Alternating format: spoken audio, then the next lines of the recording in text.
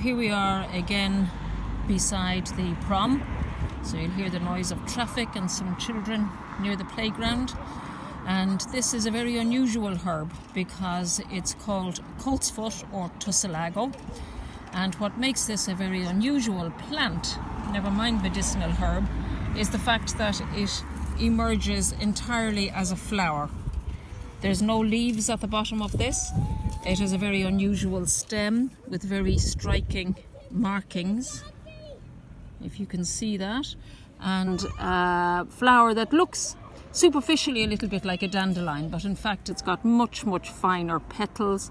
It's a slightly more lemony yellow colour, and you can see that stem a bit more clearly. And eventually the leaves emerge, and they are described as being the shape of a colt's foot, hence the name colt's foot or Tussilago farfara. And this is a traditional expectorant cough herb for chest complaints, nourishing and also healing.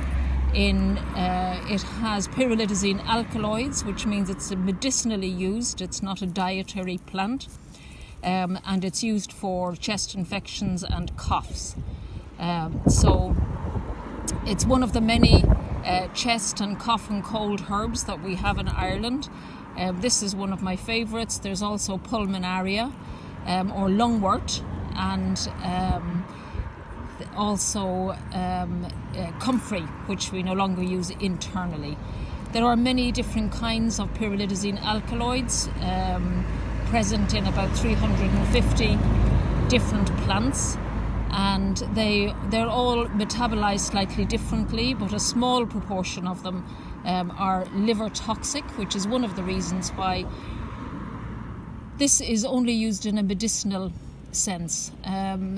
We knew this from our ancestors long before we described the chemistry of pyridazine alkaloids, and this I find is the same with many of the plants that we use sparingly only for particular medicinal effects, is that they would all be ones that would have metabolites that wouldn't be suitable for regular eating or foraging for the diet.